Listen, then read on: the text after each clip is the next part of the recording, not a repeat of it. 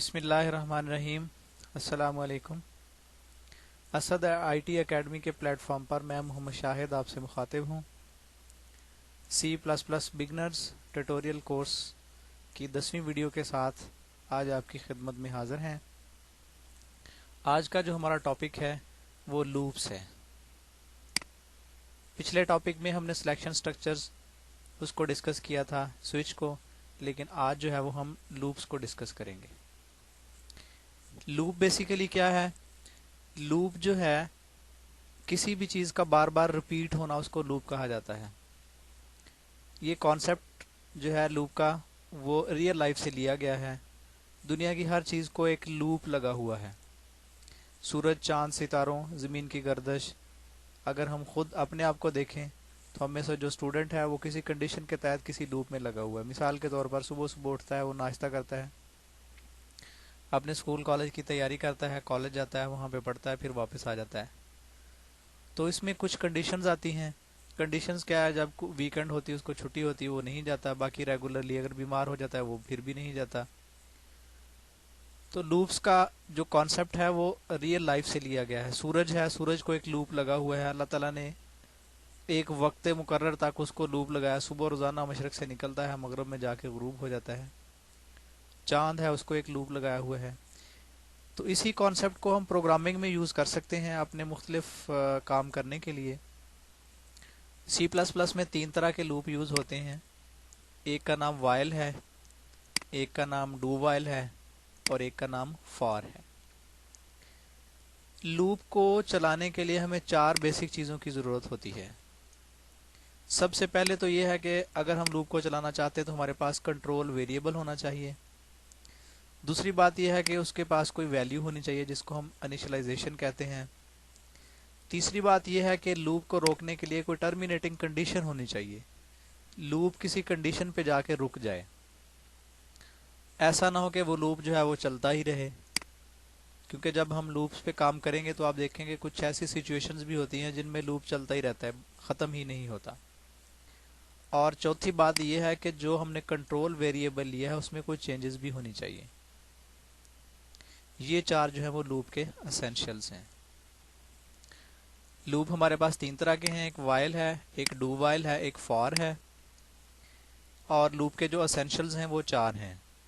सबसे पहले कोई कंट्रोल वेरिएबल हो और उस वेरिएबल को कोई वैल्यू दी जाए, उसको इनिशियलाइज किया जाए। फिर कोई कंडीशन हो जो लूप को कंट्रोल करे कि लूप ने कितनी देर चलना है। और चौथी चीज़ जो है वो चेंज इन कंट्रोल वेरिएबल है। अभी हम लूप का कुछ छोटा सा प्रोग्राम बनाते हैं और उसमें ये सारी चीज़ों को यूज़ करते हैं। सबसे पहले हम क्या करते हैं, कोई वेरिएबल डिक्लेयर करवा लेते हैं जो कि कंट्रोल वेरिएबल होगा। इंटीजर लेट्स सपोज हमने रख लिया a सेमीकोलन। अब इस a को हम कोई ना कोई वैल्यू दे देते हैं। a is equal to let's suppose 1।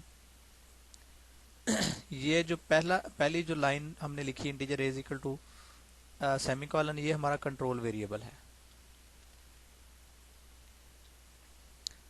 और ये जो हमने लिखा है a इज इक्वल टू 1, ये इनिशियलाइजेशन है। फिर हम कीवर्ड यूज करेंगे वाइल का, क्योंकि हम सबसे पहले वाइल लूप यूज करते हैं। वाइल के बाद ब्रैकेट आती है, छोटी ब्रैकेट। ब्रैकेट के अंदर हम कंडीशन लगाते हैं। यहाँ पे कोई भी हम कंडीशन यूज कर सकते हैं। फिलहाल मैं वैसी कंडीशन लफ्ज लिख देता हूँ ताकि इसका पूरा स्ट्रक्चर आपको समझा दूँ। बाद में फिर हम कंडीशन को रियल लाइफ कंडीशन पुट करते हैं। उसके बाद हम जो है वो ब्रैकेट लगाते हैं, करली ब्रेसेस, जो बेसिकली लूप की बॉडी होती है। अब जिस चीज को आप बार बार एग्जीक्यूट करवाना चाहते हैं वो हम यहाँ पे लिखेंगे। मिसाल के तौर पर हम कोई एक सिंपल सी चीज प्रिंट करवाना चाहते हैं मल्टीपल टाइम। हम चाहते हैं कि 5-10 बार जो है वो कोई चीज प्रिंट हो जाए। क्या चीज प्रिंट हो जाए? Programming is interesting.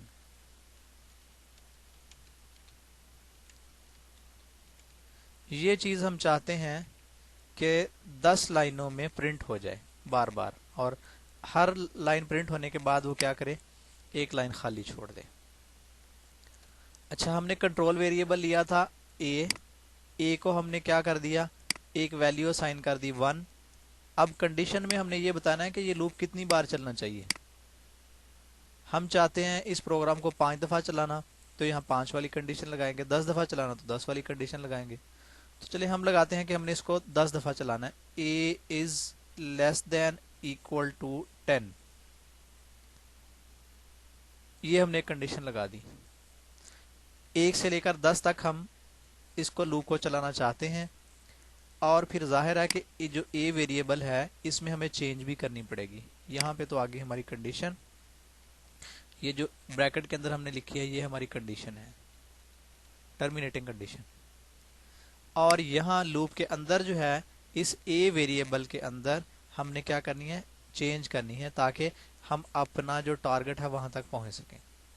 हमारी जो इनिशियल वैल्यू वो 1 है, हमारा टारगेट 10 है। 1 से 10 तक जाने के लिए हमें क्या करना पड़ेगा, हमें a की वैल्यू में इंक्रीज करना पड़ेगा, a की वैल्यू में इंक्रीमेंट करना पड़ेगा, a की वैल्यू को इंक्रीज करना पड़ेगा। चूंकि हम 10 बार चलाना चाहते हैं तो हम ये करते हैं कि a की वैल्यू में हर दफा a का इजाफा कर देते हैं। a is equal to a plus 1। तो जब भी इस स्टेटमेंट के ऊपर कंट्रोल आएगा वो क्या करेगा, a की जो पिछली वैल्यू होगी उसमें a का इजाफा कर देगा। अब ये वाइल वाला जो काम है ये क्या करता है, ये कंपाइलर को पहले पता है कि जब वाइल आ जाए तो मैंने इस ब्रैकेट से लेके, ये जो करली ब्रेस लगी है ब्रैकेट, इस ब्रैकेट से लेकर इस ब्रैकेट तक जो चीज भी आएगी उसको इस कंडीशन के तहत मैंने बार बार एग्जीक्यूट करवाना है। अब हमने कंडीशन क्या दी है, a less than equal to 10, 1 से शुरू हो 10 तक जाए और हर दफा a का इंक्रीमेंट हो, बीच में 10 भी शामिल हो, क्योंकि लेस देन और इक्वल टू लगाया। अगर हम लेस देन अकेला रखते हैं तो 10 लिखते हैं तो फिर वो 9 दफा चलेगा ये लूप, 1 से लेकर, क्योंकि 1 2 3 4 5 6 7 8 9 10 बीच में शामिल नहीं होगा, क्योंकि कंडीशन उस वक्त तक ट्रू रहेगी जब तक वैल्यू 10 से छोटी है। या तो हम ऐसा कर लेते हैं a लेस देन 11 कर लेते हैं, अब ये लूप 10 दफा चलेगा। तो ये जो हमारी चौथी चीज थी जो हमने डिस्कस की, ये क्या है, चेंज इन कंट्रोल वेरिएबल है, चेंज इन कंट्रोल वेरिएबल। ये हमारे लूप के 4 एसेंशियल पूरे हो गए। सबसे पहले हमारा कंट्रोल वेरिएबल, दूसरे नंबर पे इनिशियलाइजेशन, तीसरे नंबर पे हमारी ये जो टर्मिनेटिंग कंडीशन है, और चौथे नंबर पे वेरिएबल के अंदर जो चेंज है। अब इन चारों का होना बहुत जरूरी है, अगर इनमें से कोई चीज भी मिस हो जाएगी तो हमारा लूप जो है वो इनकम्प्लीट होगा।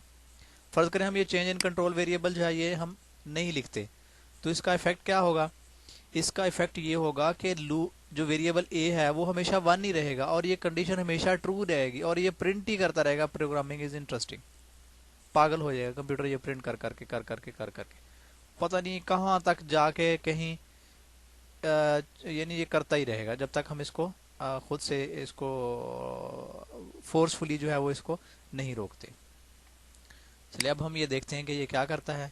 डबल स्लैश में जो हम लिखते हैं, डबल स्लैश के बाद ये बेसिकली कमेंट्स होते हैं, कंपाइलर इनको इग्नोर कर देता है। एक दिन पहले भी आपको बताया था, ये बहुत अच्छी प्रैक्टिस है कि आप कमेंट्स को साथ में यूज़ किया करें, ये बड़ी मज़ेदार चीज़ है।